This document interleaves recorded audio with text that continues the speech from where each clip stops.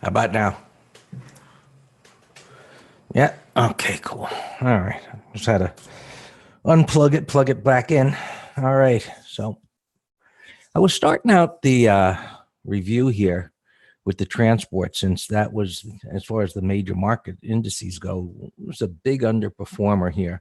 While it was able to participate a bit on Thursday, last Thursday, as it gapped up there, it really made no headway. And like a lot of things, at the end of the day on Friday, they were topping tails everywhere. Or we'll look at the Russell that actually had a gap down and had a red bar to the downside. So it hasn't been that unusual for the transports and the Russell to underperform when the market rallied over the last year or so, and they typically play catch up. And we're going to need to see them do a little catch up here. Otherwise, that is going to be a little bit of a concern, short term anyway, for the markets to move higher. Considering the move that they had, I think just logical that they're going to rest here a little bit. And so far, while they're up here a small amount, which you can see here in the minder, they're not taking out the highs. They're just, so far, just up a little, but not breaking out. So we'll have to see how it goes. But it's transports here. You want to keep an eye on this, and we'd like to see them get above these two highs here, Thursday and Friday. And that should help, the markets to move up, to see them begin to participate. Now, the next reference point is not far above, so we don't have the price void that we like to see. But, from here to here, yes, if it can do that in a day or two, that's a decent move. So that's what we'd like to see from the bullish point of view. And if they move lower, it's really not going to be much of a big deal, since there's just all this congestion is over here. But as long as they stay above this level and ideally don't get down to it, well, we're just going to see that as being neutral, and we'll just monitor to see how far it goes. The Russell, it got up to that swing high back in May. It gapped up there, so it just made sense after this churning move higher and a gap up there to be sellers, and there were. But then I was, grinder to the upside. It pulled back on Friday. It's up here a little bit, but within that range. So we're starting off here, beginning of the week, pretty neutral. We'll just have to monitor which way things are going to go. Diamonds, they backed off with the topping tail. They didn't make a new all-time high. That old high isn't all that far away. So, just kind of tickled that area up there and backed off. So it's certainly within striking distance to get up above there at 270 or 27,000 level. If you're looking at the cash markets, monitoring that. It's up here inside day so far. And, maybe just be another day of, for the most part, sitting on our hands. We'll see what moves other than the markets. But, right now it looks like the market's going to be digesting a little bit of, what's happened here in the first 3 weeks. And as we close out the first part of the year, right, this is our last week of June, historically, these, fund managers aren't going to want to be dumping things and whatever gains that they have, especially over the last 3 weeks, to risk that falling apart. So we'll see if they can push it up a little higher into the, to close out the first half of the year, maybe new all-time highs, and the Dow especially. We'll see if the Qs can join the party. But probably the downside is relatively limited, where it's just a neutral kind of situation where the markets digest the gains here, that huge gains actually for a very short period of time over the last 3 weeks. Qs, same thing, inside day. And I actually said this pre-market on Friday that was the probable outcome in these markets, are inside days. And we didn't have that across the board, but a lot of them were just inside days, just like this. They just went nowhere, consolidated. We'll just see. And so going into today, Friday's high, Friday's low was our first reference point to see which way prices might be able to go. And as you can see in the Qs here, the next reference point is right there. And we got support right here. So leads me back to thinking, relatively muted expectations unless, some big news comes. And, we got this G20 thing starting this week, and who knows what China news comes out. So being a news type of driven market that it is, I guess we're going to need news, whether from there, economic reports and so on. So I think it's going to be another one of those situations where maybe it's going to require being nimble. You can see the consolidation after the run up at resistance makes total sense technically. What's happening here? Possibility of a measured move, meaning, strong move up into some resistance there, the consolidation, the bottoming tail bar. And so you can kind of measure, from here to here and kind of project it. A lot of times that what is the result is, and I guess maybe that puts it up around 3,000 or so. So we'll see. You see, right now it's just resting, going nowhere at resistance, and same story. Can it get above this recent high, or if it pulls back? Well, the pullback should be a buying opportunity, and ideally, just looking at this particular chart, we'd really want to see the pullback. Not only really, I don't even want to see it pull back to the swing high. That would be normal, but these overlapping bars right here, in the strongest of markets, that's where the buyers would show up. So, just keep that in mind. Dips down into that area intraday, looking at, even a 5-minute chart, I would be looking for some type of bottoming action, a dip into there. All right, so 29.28-ish, 29.28-ish, see this congestion. And so when you see overlapping opens and closes and you look at your intraday chart, typically this is what you're going to see. All right, so there was a stall there, and that stall is going to look like a consolidation on the intraday chart. So a pullback into this area, right, as you look at this chart, is where buyers should begin to step up. And because, let's just assume that this goes down here for a moment. And if it goes up, well, it should keep going since it's been consolidating, and would be a breakout. And as you can see right here, it's consolidating at the top of the range, which is bullish. Now, on the other hand, if it was to break down below here, intraday, that could be a nice little move to the downside, but your next reference point isn't that far away. So again, don't expect some giant move to occur just based on this chart pattern. The ideal is this consolidation results in a move to the upside, and maybe we do get that rally up into this 3,000 area. So we'll see how it unfolds. And Qs, similar story there, 7,900, the old highs.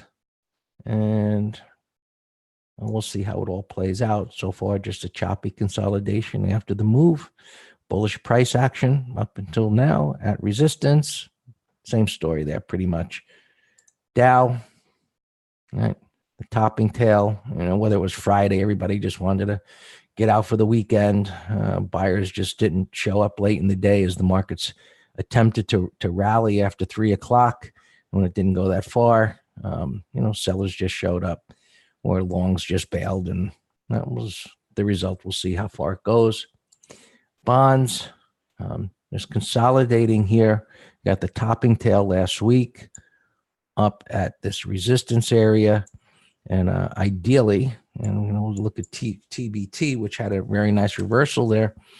I would like to see these yields start to push up, and with the big move down that we reviewed last week in the 13-week yields coming down sharply, everybody anticipating the Fed's going to cut interest rates next month. I think the expectation's 100%, which kind of opens up the door for a big disappointment if they don't, but we shall see. And, this economic news, if you listen to the Fed chair's speech last week, he said that they expect very meaningful news forthcoming to make a decision in July. So that kind of leads me to thinking that, most fund managers will be kind of sitting on the edge of their chair, listening very closely as to what comes out of these economic reports and how that may influence the cut or not.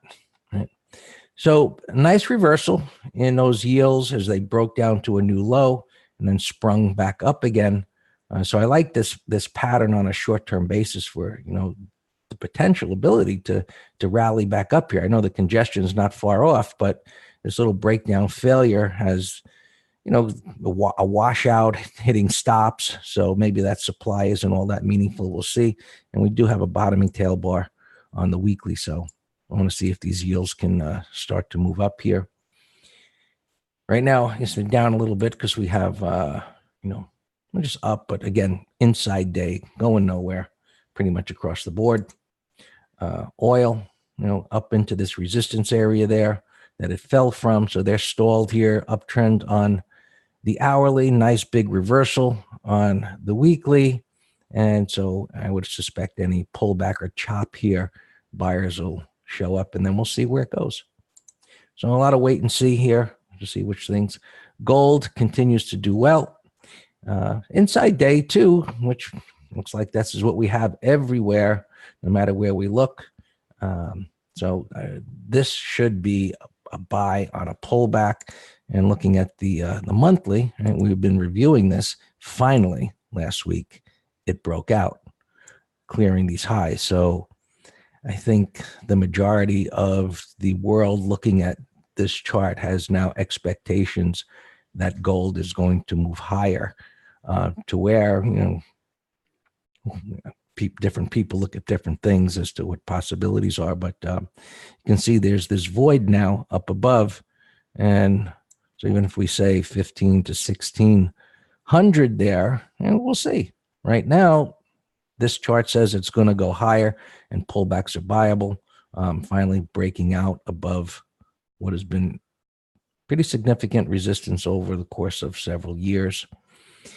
And what else can we look at here? Looking, a lot of improvements, as I go through these sectors at the end of each week and look at monthly, weekly, daily trends. There was a lot of changes on daily trends, either to up or sideways from down. So a lot of improvement. We'll see how these different sectors and markets consolidate here over the next week or so. And that's what we do week to week, day to day, reassess, look for opportunities, and, trade the ones that look good when they're setting up. So, again, just to reiterate, starting out this week here, a lot of things look relatively neutral to start, and we'll see how it unfolds over the course of the next half hour, days, and so. And I see our meatless here is down a little bit, but maybe this will continue to pull back. And that's it. Oh, this one popped up here. I guess on Bitcoin starting to move. It had a nice move on Friday. Maybe this can continue to find some buyers after this really nasty decline that it had. All yours, Dan. Yeah, I like that term you just gave him, meatless. Yes, that's what it is. Our meatless is down. Yeah, we have a bear call credit spread on him. Let's look at the other weekly trades.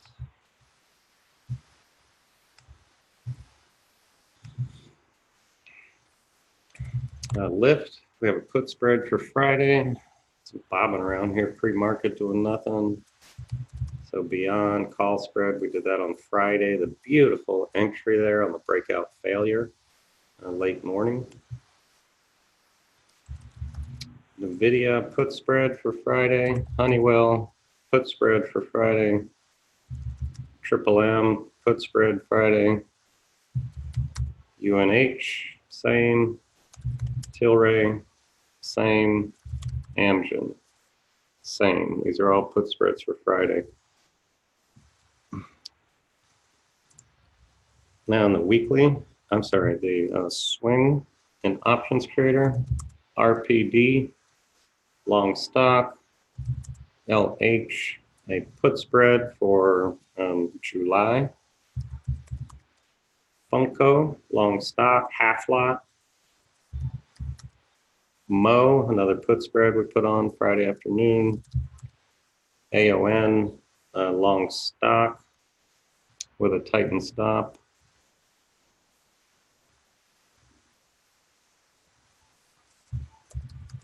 Honeywell, we have a bull call debit spread. WTR long stock, that looks great. Nice little 1, 2, 3 add there on Friday. Eli, a longer term trade based on the weekly and monthly breakouts. Bro, we have a lot of opens here. Bro, we have a Titan stop.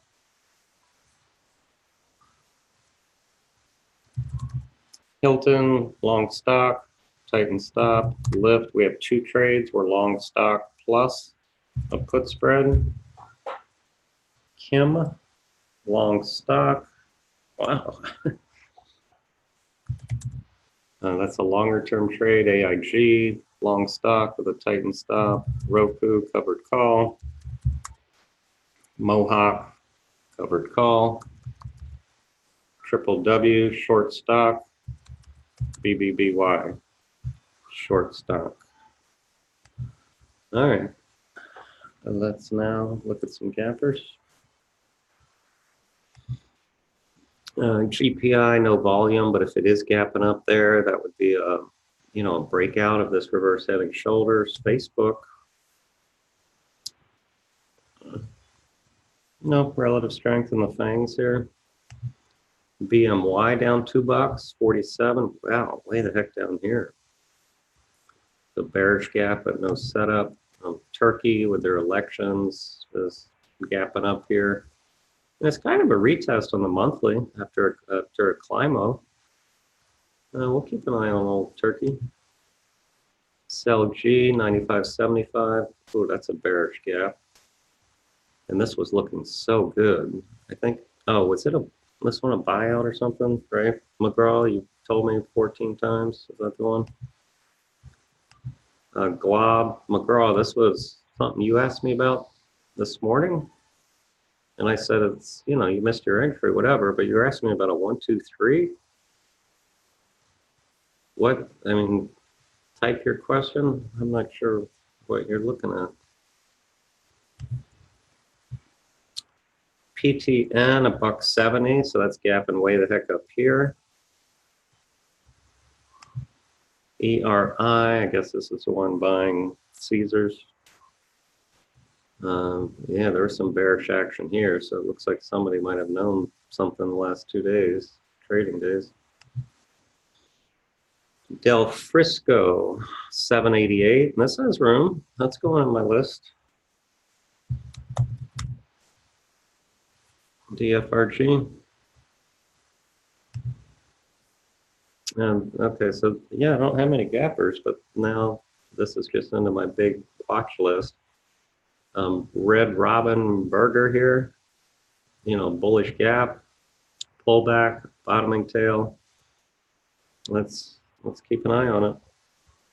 You got a retest here on the monthly. Frisco's takeover rumor. Okay. Oh, Robin. Okay. This one, Charlie Juliet. I like the gap here. Igniting, and then 4 bullish consolidation days over Friday's high. This could, this might go to $15, which would be a nice return. This is just a ugly breakdown, daily, weekly, monthly. Looks lower, ENR. Boeing, we have as a put spread idea in the weekly. Bullish consolidation here in the top range of this.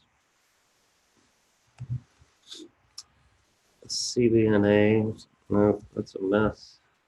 Oh, I put it there because it was mentioning Barron's, that's why. Look at this one, Nautilus, NLS. Look at this, got creamed. Yeah, there was a big article, well, not a big article, but there was talk about Planet Fitness. And this to me looks like its run might be over. Let's keep an eye on Planet here on a bounce. This one we have as a put spread idea. It's not, we missed the entry. The entry was on Friday. Well, there's really no brainer entry, but The puts are pretty juicy. We're going to try to do the 25s. WCN, kind of reverse head and shoulders here. If it can go sideways. J&J, breakout idea. Intel over Thursday's high, I was looking at for a put spread. Hewlett Packard, nice breakout here last week. FTC looks higher all time frames. W, I have as an Iron Condor trade idea for Friday. I bought tough on Thursday. Oh, yeah, no, I do remember Greg mentioning it. Ulta, we have as a put spread idea. I like this pullback from this engulfing breakout bar. PAGS, I know this is one of yours, McGraw. ABLR, I think it's one of yours. Breakout candidate. Shop. Let's see where it, it needs to hold the upper 50%, obviously. BSX, strong. Mo, we're already in. Pepsi, over the highs. ADS, short idea. Wow, look at this IPO. Wow, this went up to 42 bucks on Thursday, IPO day. We talked about the euphoria in IPOs. All right, bell's going to go off here in a second. This OMCO is a beautiful reverse heading shoulders.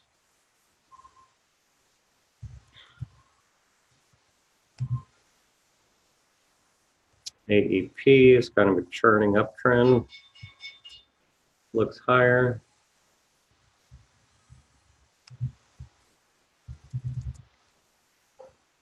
Okay, spiders here. They sold off into the close here in pre-market. If the market just were open from Friday still, this is bearish consolidation. So let's just sit back and do nothing.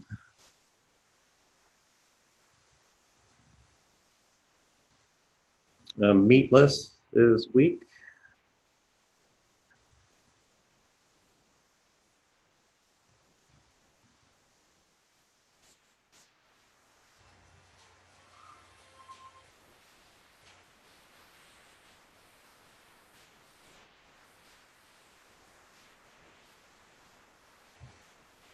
J&J, we have as a put spread idea. So it hit the price. You just got to now see if you get the limit that we recommended.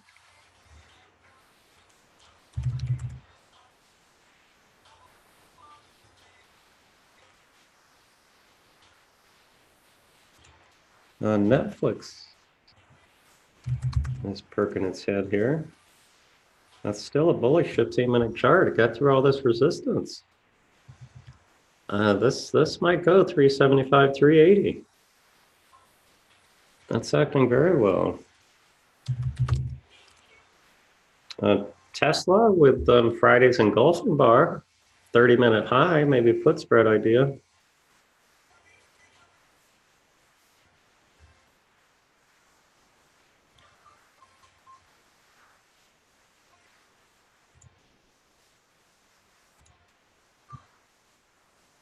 I'm just glancing at our opens.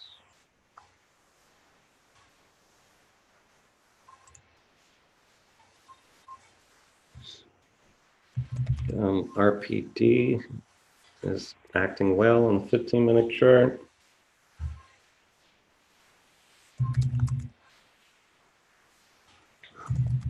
Ulta is holding here.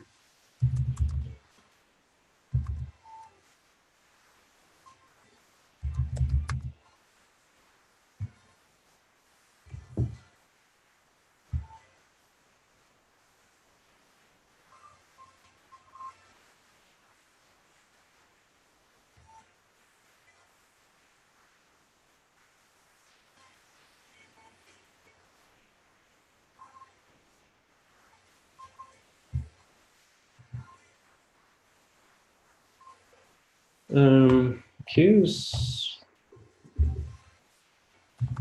installing here, even with now Google and Amazon are the weakest of the fangs.